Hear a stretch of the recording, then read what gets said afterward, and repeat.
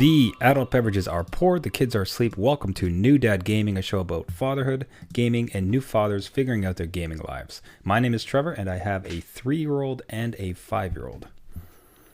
And I'm Jeff. I have a 10-year-old and a 7-year-old. So big week of gaming. Not for us. We're dads. We don't play games. But the gaming dad news, it was all over the place. For quite a while, things have been released as far as some remakes that have been out. One that had been released previously, a new one that's come out, much to the furor or excitement of online, as well as the Xbox Series, the next versions of Xboxes, the pricing being announced, along with some really interesting details which we're going to get into. Before we get into that, though, we did want to give a quick shout out to a game coming out as of September 10th. Now, we're recording this late on September 9th. 10th probably is when this is going to be going live. So as of today, which I suggest everybody kind of gives a quick look at. It looks like a really great game. We got sent a copy for it, which again, because we're dads, we weren't able really to see, but of course we're very appreciative for it. Fair. And the game looked really great. It was much to our own deridement that we didn't get a chance to play it. So it is a really interesting physics kind of platformer where as you can see if you're watching the video of this go through, the dots are jumping through a series of puzzles as the speed of one kind of molecule comes and hits the other one. You're able to launch it onto other platforms and hit what you need to hit. So, it looks like one of those it feels a bit Meat Boy-esque in a sort of weight to it. It's a really kind of cool neon pixel vibe to it. So, we got sent this key to it. We didn't get much of a chance to check it out, but checking out the trailers, both of us got pretty excited about it. It looks great. Highly recommend everyone check it out. Yeah. Keep your brain sharp. Instead of watching Baby Shark, you can do this for a bit. This is the type of thing I'd really like my kid to get into, this type of game. Can you imagine? For the dexterity of it, the puzzle solving ability, like just to have their kind of brain start to work on that level, like that'd be a lot of fun. So I think that kind of shows the capability of gaming. So kudos to them. So this is from developer D-Leveled. The game is called the Quantum Astrophysicist Guild. And that is a heck of a name to try to get across. So good luck with their release. Everybody, we highly recommend you go check it out. Now on to some slightly bigger releases that happened recently and kind of spurs into our conversation is Tony Hawk Pro Skater 1 and 2 had come out. Now, that's not necessarily news per now, but we're kind of discussing it. So the remakes of Tony Hawk 1 and 2 recently launched, some pretty good fanfare around it. And in addition, the Super Mario 3D All-Stars was also announced, which is a timed release in so much as you can only purchase it up until a certain time of a remake of Super Mario 64, Mario Sunshine, and Mario 3D World. I believe I got that right, Jeff? Yeah, you got that right. Okay, so these remakes, these redos, these upscaling of existing games, like how does it strike you? Where are you sitting on this? Well, yeah, I think so. Let's talk. Do we want to talk Tony Hawk first? Because Tony Hawk holds a special place in my heart. I played that game forever. Like, I can hear the soundtrack going in my mind just as I'm watching the clips roll from the remake. So, my favorite, just to inject quickly, which I think perfectly speaks to your point, is like one of the viewers put it best, I think, where they said as soon as they started, their muscle memory kicked right in. Oh, yeah. I could totally see that. Just immediately, their thumbs knew exactly what they're doing after those hours and hours. So you sound, as you mentioned, you're one of those guys who had just poured life into this game. Oh, yeah. I bet you I could just, again, I don't have it. I want it. It's on my wish list. Just, again, don't have the time, and I would lose my life to this thing. Because I can just remember doing manuals to, like, a kickflip to the slides, the rails, to try and get, like, that 10 million point. They didn't even have trophies back then. It was just like a thing in game to complete. So I think it's been really well received. I think if you love Tony Hawk before, You could totally pick this up again, and I'm actually very interested because it's a reduced price. At least here in Canada, it's not an $80 out the gate game. It's $50. So while that's not, Which which US that's about 35, 40. Yeah, depending on around the there, day. right? So I think with the amount of effort they've put into this, like they've really tried to, up the quality. They've gone through and made, they got the soundtrack backs. They got a whole bunch of extra add-ons. I think it looks like it's worth it, and I hear that it's worth it. And I can totally see myself again getting into this game, and even get my kids get into this, and having them frustrated on trying to get the next tier of opening up characters and costumes. So that one I like. That one I would try out. Now the kid angle is in particular. I'm trying to think about I think it's a little bit young for my kid's a bit too young for it, because it's fairly, you got to be fairly adept with some of those tricks and everything. Although I was kind of hoping that if I get it, I could try it on him, and maybe he just likes kind of bouncing off things, which means I could play. Because I, if I recall rightly, I'd have to triple check, but I think they have side-by-side multiplayer, and especially in Free Skate, which means I could just... Oh, yes. I could be ripping around having a great time, and he could just be, bouncing off the walls laughing. That works for everybody. Everybody wins in that case, right? That makes it dad friendly. Everybody's happy. Do you think your kids could get into it though?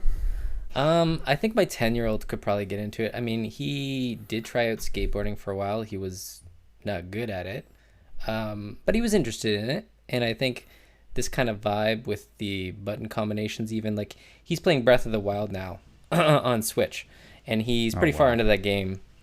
So I think he could get into this and start memorizing, the combinations and the button presses pretty easily. 7-year-old, I don't think so. I think he would just like get frustrated, because it's not the Underground 2, because I think Underground you could get off the board and walk around, right? And Tony Hawk 1 and 2 you couldn't, so you're like constantly moving. So I think that would frustrate him if he wants to get up on like another level or something and he has to skate there, versus just getting up and running. So, but I think my 10-year-old could probably do it, which might be a good experiment to try out. That's justifying a purchase, Trevor. I don't know. Yeah. We're slowly making the case for it. Yeah. I think my problem is I'd like to buy it, and I think I've been on record in some of the podcast shows about how, from my repertoire, how much I was missing skating games. I think what kind of bothered me too, though, was that the game came out as well about the same time, where it was Skate XL. Oh, yes. Okay. Which looked like, and that's more sim-like. That's more... Well, it's like Skate. It felt like a spiritual successor to Skate, like the Skate franchise, Skate 2, Skate like 3. So this would be like the Skate 4 that never quite arrived, and it looked quite great.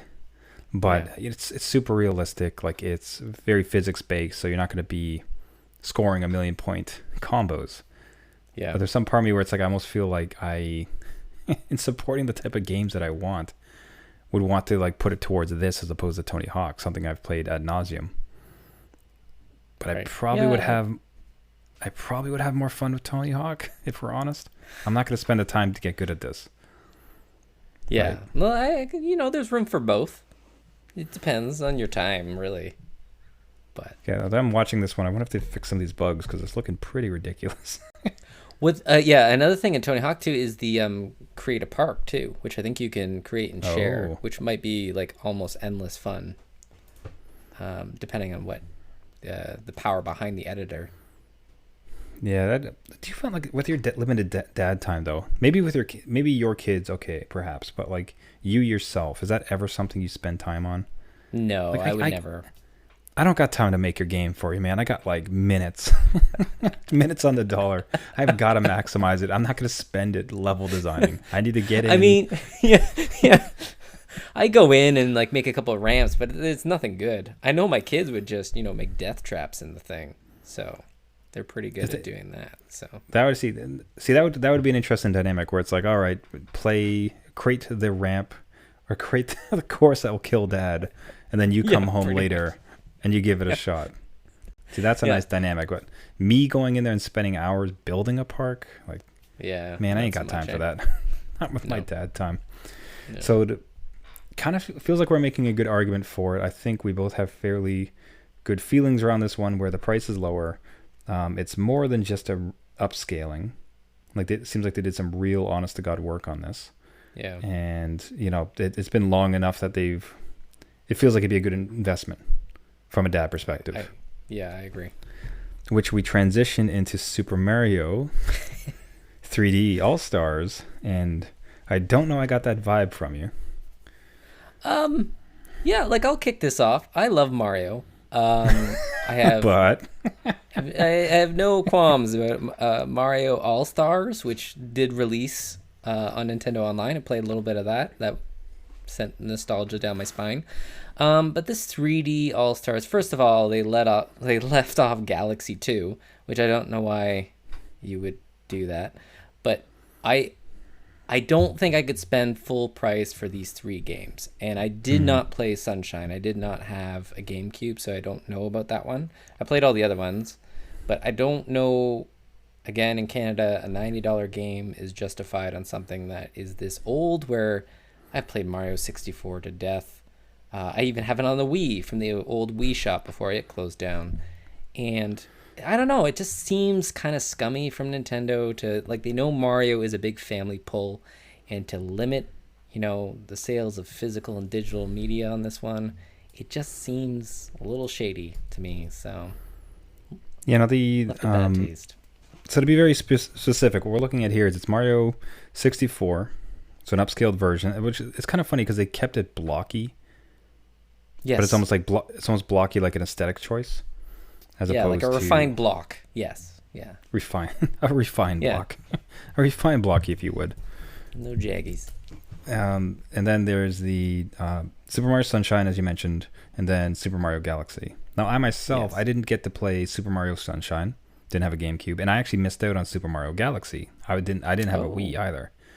Oh. So for me, it'd be a stronger pull. Now you mentioned $90, and I'm going to quickly fact check you. Hold on, Go for it.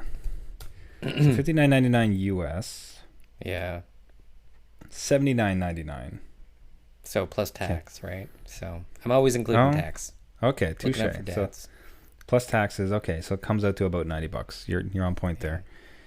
Yeah, that's a tough one. I mean, Mario 64 would be fun for my kid to eventually play, although I own the actual 64 with the official cartridge. So if I really wanted to do it, I could just give him that old weird ass middle thumbstick and have him go through it like I did. But man, 90. I don't know, and like they didn't add anything to the games as far as I'm concerned. Like what they showed, I think there was a 16:9 mode for Sunshine, but they didn't add anything else to it. So there's nothing new here, where I think Tony Hawk added a whole bunch of new stuff. At least, even just like mechanically, some, quality of life things. I don't know if this has like save states and stuff, because that would help a dad out if you could just save state it and, exit out. But it is a lot of game. Yeah, there's a lot of game to it. And if, like, in my case, again, like if I could buy Sunshine and Galaxy on the Switch on the new portable great hardware for, I guess that's like 40, man, it almost comes out to $50 each. That still gets, it still kind of becomes hard. I don't know. And the limited time part is a little bit weird. Because, like, why are you limiting it for time except to create a sense of urgency around it? Like, it just really feels like a poor marketing tactic to get the most bang for the buck. I just don't know why they did it. Maybe because it separates out after this and you can buy them individually, or there's another Switch console in the works that we don't know about and it kind of ends around that time. I don't know. It just seems like this should have been like a Nintendo Online thing, that they do have that service. It'd be lovely to have these kind of games on there, the quality of them, but yeah, that's not a huge title. Yeah, I don't know. It certainly feels a bit more scummy. I might just avoid it. It almost feels like, if you want to get Sunshine or Galaxy on its own at some point, it'd be a bit more worth it than this like weird bundling and the timing.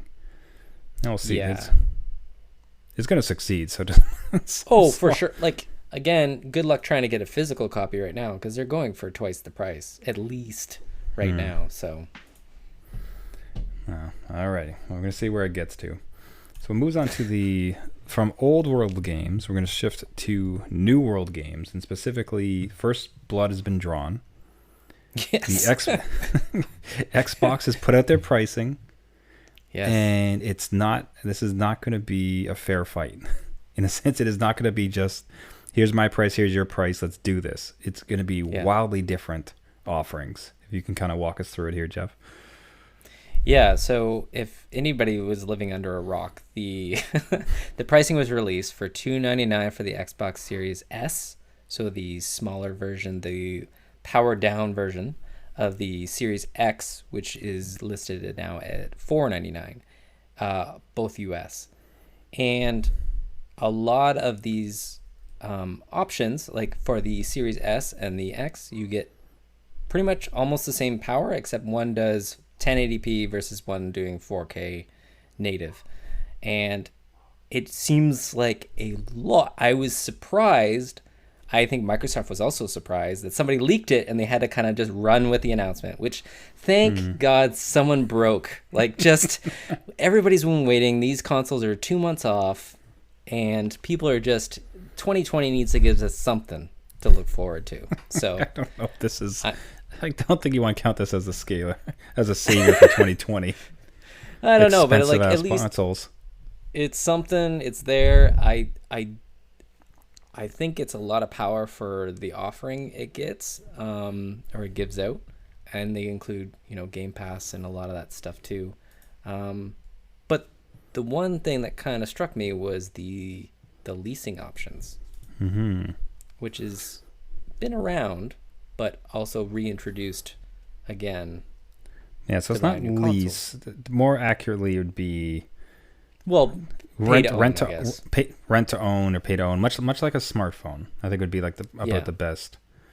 So why don't you run us through that too? Because I think this is where you and I have a fairly significant split on how we view these things. Yeah, so I understand that it's another option for people to get into a new console, and totally Microsoft will be on board to give smaller amounts, smaller chunks for people to end up with a console.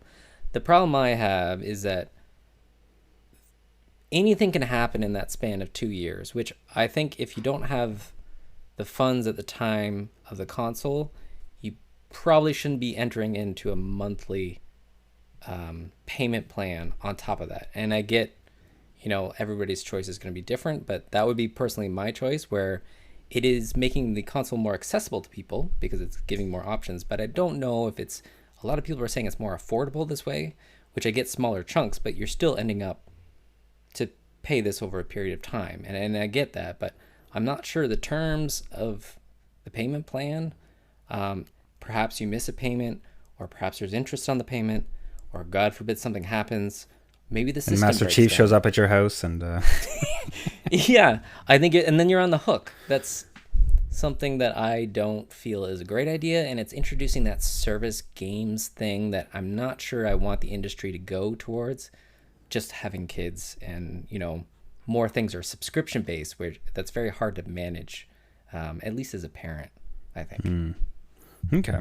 Because I think, so if I do summarize that a bit, though, for you, it kind of sounds like I suppose actually I'll pose that as a question. So is your main objection to it for the sake of the statement, the somewhat predatory nature of a rent-to-own type model that they're proposing here, where maybe it gets into where folk can't necessarily afford it and then things happen, and how are we going to handle this now? Or is it more largely tied into the games as a service type? So the Netflixification of gaming, is it mostly one of those? Is it both of them? Like, what's the main opposition that you're finding with that? I think it's a little bit of both, but mainly I don't want people stuck in something that they can't afford at the end of the day. And that's very hard to kind of, because I know like people do it, like I do it for my car, right? Like I don't go to a briefcase or get a briefcase full of money and plunk it down at a car dealership. I understand I need payments to pay off that car. But for an entertainment luxury, I would say, especially where the Xbox is right now. If I just got Game Pass and played it on my Xbox One X or my PC, I pretty much have all those games available to me now versus getting a new system where we're not seeing those games yet. So I'd like, great on Microsoft to provide this option, but I think it is a little bit of both, like you said, where it's like part of me is saying, I don't want people to get in danger and try to dig themselves out of a credit issue. And then I don't want the gamification kind of Netflixing of stuff either, because I think everything is going subscription based, like everything. And I myself has, Disney Plus, Crave, Netflix, and I might look at Amazon Prime. Like, it's just like, oh my God. And that's my fault, and I get it. But it's just like everything is trying to get you per month. And if you don't subscribe, then you're out the fun. And I like to own my stuff. Mm-hmm. Okay, so I hear you. Now, I think the rent to own stuff, I think the only thing with when I've heard that argument what's curious to me sometimes a little bit is I've seen people and even friends who have like $2,000 gaming PCs, and they're kind of talking about these prices, and it's sort of like a game of like $50, and it's like you spent like $600 on a graphic card, right? And some little part of it too is like, oh, I could just stream this to my PC, and it's like that kind of denotes that you have a PC. Like it's kind of like you have an infrastructure in place, and I think for some folks, like the console is just the game. This console is my gaming. That's where that lives. That's what I do. So I find some of the pushback on the pricing interesting. The problem if somebody kind of, I mean, especially these days right now, with everything going on in our world, it's particularly difficult to think about, like what will happen next month, like how secure is my job amongst everything happening. Is this a great time to be subscribing to a 2-year service of it? I think the more damning thing, the thing they brought for me is like, if you get a financing plan on your iPhone or like a Samsung device, generally speaking, that phone is going to be perfectly fine in 2 years. Like, there's the Galaxy 6 right now is probably still just a fine phone, right? There'd be no need if you needed the new S20. In so much as like if you bought one, if you financed it before, you're still pretty good right now. With the way Microsoft has supported some of these devices, like the last Xbox they released was going to be their last Xbox, Are you going to provide like phenomenal value for 2 years in a row?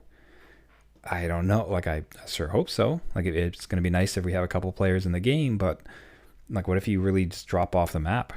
It's not as bad as Google. We're not talking Stadia here. Yes, I was about to say. I was like, yeah.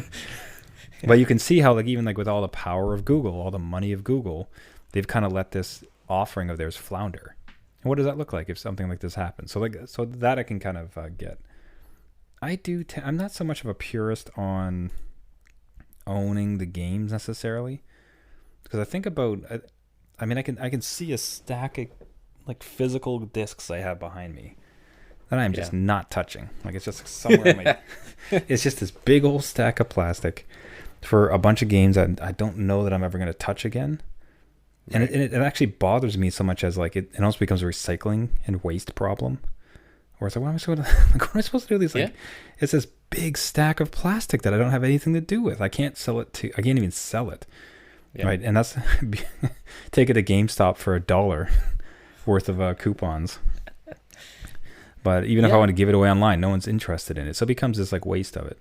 But beyond that part of it, do I ever want to go back and play NHL 2016? Probably never. You know what I mean? I think we're coming from a time when games were a lot more precious. Like Super Mario 64. That thing, like owning that thing, and even today, I own it. It gives me joy.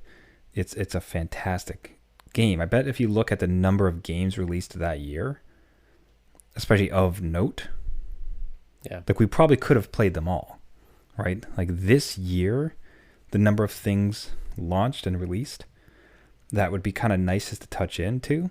I mean, Marvel just released that new massive online player game. All these Tony Hawk ones, like the number of stuff that we have, the ability to subscribe to something and kind of just like tap in. It's like it's you get for $20 a month, $30 a month, you get to just touch into gaming whenever you want to. Like I'm just gonna like play a little bit of this. I'm gonna play a little bit of that. I have, especially from the dad angle, right, where keeping these kids any type of attention span, like we could, we want to try to do, well, with like the, what do you call them? The Lego games would be really great. Is if like I'd love for him to be playing different Lego games, but every time if I have to pony up $60 for like 20 hours of his enjoyment for a different Lego game, kind of sucks, as opposed to like if it's just $20 on a recurring type of model where we can kind of dip into different ones and just keep trying different new interesting things. I think as a dad, I think it almost makes more sense to me to have a subscription model where it is the Netflixification of gaming, given the like the volume that I think my kids might enjoy. Yeah, your rebuttal, sir. I can totally understand that, and I think if that's the route you're gonna go, I would go for the more powerful console. So PS5. Because I think, yeah. I think the Series S, I don't think you should do a monthly plan just with the Game Pass and the limited hard drive space. Because if you kicked it up to the X, at least you get the disk drive if you wanted to buy physical media, and then the larger SSD to support the constant downloading of games. And these things probably come with like Wi-Fi, whatever 6 or whatever we're up to now, and can download things in a flash if your internet's great. But I can totally understand subscribing to something and making this your thing. And this is just, the kids, instead of getting them a game for, their birthdays and Christmas, it's just they have constant Game Pass or constant subscription, right? Kind of like almost like a PS Plus thing if I relate it to Sony. Man, you actually brought up a really great point, though, as far as the always-on internet part of it. As we started, like, behind the scenes, Jeff and I were fighting with internet a little bit. One of us had changed a router, and, like, the connection wasn't good. It was hard to hear each other. It's me. Just say it's me. Just I don't want to throw shade. We've all had some bad internet. In my move, though, like my previous place, I had much better internet speed than this current place, right? And if I ever moved even more remotely, I'd have like practically nothing. And if I'm only ever able to play if I'm connected to the internet, I'm screwed. And the real true reality of our current world, which really got shown by the pandemic, is that like a lot of places do not have good internet. Yeah. So actually that's a bit of a, I only kind of came across that thought as you were mentioning it. It's like, yeah, damn, like there's not really a good case for it if like your internet's garbage. Like you really do need the physical media in that case, even to support a gaming. Yeah, and that option is again there, and I commend Microsoft for giving just more options, right? Just this is an incredible value. Either if you have the upfront cash to buy a system, or you go the subscription route. Again, those are just options available to you, which we'll see what Sony does to counter this, but I doubt that they have the infrastructure in place to do a payment plan system when Microsoft has had this for a while. It just hasn't really been promoted as much. Or maybe, retailers start doing it. I don't know. Best Buy set you up like an iPhone, when you go in and you have that salesperson trying to set you up with an Xbox, like this is how it works and stuff. I don't know. Yeah. So as I'm fortunate enough to have a gaming PC. And I've thought about like that Game Pass, especially if the majority of the titles come from Xbox over to it. Like it feels like a pretty good price for it ultimately. So I kind of thought as a way to like dip my toe into the next gen is to just try their Xbox service for a couple months, see what the Game Pass is like, and see what I can get. Because I don't know, it just became really tempting since I'm fortunate enough to have a gaming PC and fast internet, but. Man, what on earth? What do you think Sony's going to do?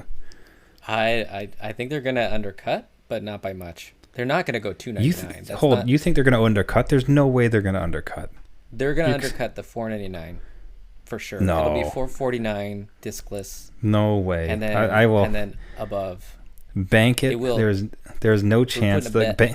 You and I are putting in a bet Putting a I'll bet. bet you 1 month of Xbox Ultimate. I was about to say, like, let's bet Game Pass.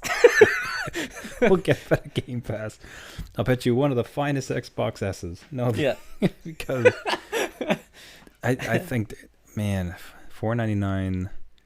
I think they have Gotta to. be. Do you know what I mean? Like, this is incredible Have value, they and ever? they need to say, Have they ever? I'm trying to think about any other releases. What was like the? Let's. Trevor's gonna Google something. like, the PS4 was $100 cheaper on launch than the Xbox. Oh, was it? Yeah, like that's what killed Microsoft in the beginning. Well, that and their always online stuff that they eventually got rid of, but they were $100 less. It was $399 US, and Xbox was $499, if I recall correctly. So they're not gonna go $100 less. There's no way, but maybe it's $479. Do you know what I mean? Like, just to like inch them a little bit, and Microsoft might counter again. I don't know. This is like I'm not. Websites are really not helping me here. Let's see here. CPU. And maybe Sony is a little bit less humble this time around and kind of stuck up and say, you know what, we have a lot of exclusives. Okay. We have Spider-Man coming out. What does Xbox have? Okay, so they were dead even. So if this site is to be believed, it was $399 US for the PS4, $399 without Connect for the Xbox One. Hold on. Did the Xbox One have Connect? I don't think it had Connect. I don't think so. I think it was more about media, but I don't think it had Connect. I think that was a 360 thing. Sony outmaneuvers. Okay, I'm getting an article here from The Verge on 2013. Oh my goodness. It's crazy how long ago this was. That was 7 years ago. My God. I had one kid. I'm going to measure time in kids. Okay, you're right. So Sony's $100 undercut is shocking and impressive. Yeah, so I think they'll do the same again. Not about $100. There's no way. Nah, maybe 50. So I will. Okay, so I'll probably walk back my. It just felt the way they've been marketing the PS5. Like the look at that looks so. It's enormous. Yeah, so monolithic. It looks ridiculous. It does. Like compared, like I think the Xbox is better designed. I really do. Like those are pretty boxes. I would like to have those. Yeah. It looks. I think. Yeah. It's nice. It's like a. Well, you said monolith. I'm like, there's your monolith. Like. Yeah. Like it's. No, look at the it's super small and it's looks exactly like it's a Dita Rams calculator. Like it's beautiful. Like it's. I don't adorable. like this. I think it should have been like the one tone, not two tone. But I get it. I get why. Okay, I like it. I like it as a choice, and I think it spurs like the memes around it. Were what's this thing called? Xbox Series S console. But yeah, PS5 has a lot of material. It's just the size of the thing. So I don't think they can go above $499. Even in today's climate, I think they must be thinking, yeah. So if you see, so we're looking at it like it's currently drawn up like what's the name? It's a SpongeBob character. I saw it as a minion. I saw it as like they're all like just like the internet had a field day with it. Like it was adorable. Yeah. Let's see if I can find the minion one. So if you look at some of the memes coming off the Xbox Series S, like it's just adorable. Like it's a ride. People are having a ton of fun of it. I think it's a better designed one. Where do we come at it? But I'm trying to think of Microsoft, because they have such a sophisticated offering around the monthly subscription. I think they can take a greater loss on the console. I cannot. PlayStation does not seem to have anything in the pipe from what we've seen from leaks around. Here's our streaming gaming platform. Doesn't matter where you are, just like pay this much and you get games streamed to you. And because of that, unless they're willing to take a hell of a hit on each console, it feels like Microsoft might win the pricing war this time around. And they're also like you said, it might be. You said hubris too, right? And I think that's true. Yeah. Like they're dominant currently. Yeah, I think you're right though. I think Microsoft this takes the wind out of the sails of Sony a little bit. And if Sony really wants to counter and get those PS Plus subscriptions going, they need to lock people in and keep them, right? and they have 110 million sold right now. You want to keep the momentum going, and how do you kind of, again, if the discless version, the digital version, you lock people into your like walled garden, I think that could be a really big 7-year investment just for them, just to have people again buy their games on their platform. Well, and also so final call. What's it going to? What price is the PS5? I'm telling you. No, sorry, okay, yeah, PS5. USD, US dollars. It's gonna be $459 discless, the digital version. I'd be kidding. Okay. $449 and $499 regular. They've got to. That's my call, though. You do you. Lock it in. I think it's gonna be something like $520 to $540 for with the disc version, and then $499 for the discless. I think they'll match them on the discless, but I don't think they'll undercut them. Okay. We'll see. Man, look at them. Look at this guy standing here, and then look at the Xbox Series S sitting behind him. Just a normal, beautiful little smart speaker in the background. It looks like. Hey, hey Alexa. Oh wait, no, that's just my Xbox. Yeah. Oh shoot, I forgot that I have an Alexa in my room, and now it's listening to me. Hilarious. Now it's gonna tweet Microsoft or something. Great. Can't wait. Well, hey, I'm in support of them. I'm fairly bullish on what they've put together here. I'm fairly tempted. So until I'm ready for that PS5. Man, okay. Last rant before we get on here. Maybe we should say that for next time. Whether you're even thinking of buying the PS5, we haven't even discussed that yet. At this point, I'm usually a wait and see. I don't think I commit to launch consoles. I don't think I've ever done a launch console purchase. So yeah, you and me both. I don't think. No. I think the same. Like I have so much back catalog, and I'm not missing for anything. That I'd be hard pressed. If anything, I think it'd be just the Xbox Pass to try some next gen stuff. So I can just stream it to my PC. Okay. But let's wrap it there. Went a bit off topic, but man, Tony sounds like a Tony Hawk purchase is in our future. Likely not Mario, from the sounds of it. And we have bets locked in on PS4 and Xbox Series S. Do you gaming dads have any thoughts? What we're going to be reaching out to community about is we use Anchor as a platform for the podcast here. This is new, and what we want to start doing is bringing in dads' opinions. We want to hear from you, gaming dads. What are your thoughts on this next series of consoles? Do you care about physical media and keeping it? Do you kind of like the streaming nature of it? Are you team PS5 or team Xbox? Like, where are you sitting these days? We'd love to hear from you. You can actually leave us a quick voice clip. All you have to do is follow the link that we'll post onto our Facebook and our Twitter. You can find anywhere else, and leave a quick voice message, and we'll toss it into the show as soon as we get some good clips of it. So yeah, look for that on social, and we hope to hear from you and get some of your gaming dad thoughts on these topics. So this has been New Dad Gaming. Thank you so much for listening. If you want to subscribe to the podcast, you can find us on iTunes, Google Play, Spotify, and any of the other major podcasting networks. If you want to find us online, you can go to our Instagram or Twitter at New Dad Gaming, as well as our Facebook page. Would love to hear a message for you, any thoughts, concerns, and as well, of course, leave us that voice message about this topic or anything else affecting you as a gaming dad. Until next week, my name is Trevor. I have no next-gen console. I do have a 3-year-old and a 5-year-old. And I'm Jeff. I have a 10-year-old, a 7-year-old, and it's going to be $479. I don't know. Hey, so your son was born the same year as the Xbox or the PS4 came out, I suppose? Yeah. It said 2013. It was all time. There it is. It was all perfect. There you go. I have so much time now. I got to pick me up one of these PS4s. Yeah. Lovely. All right. See you next week. See you later.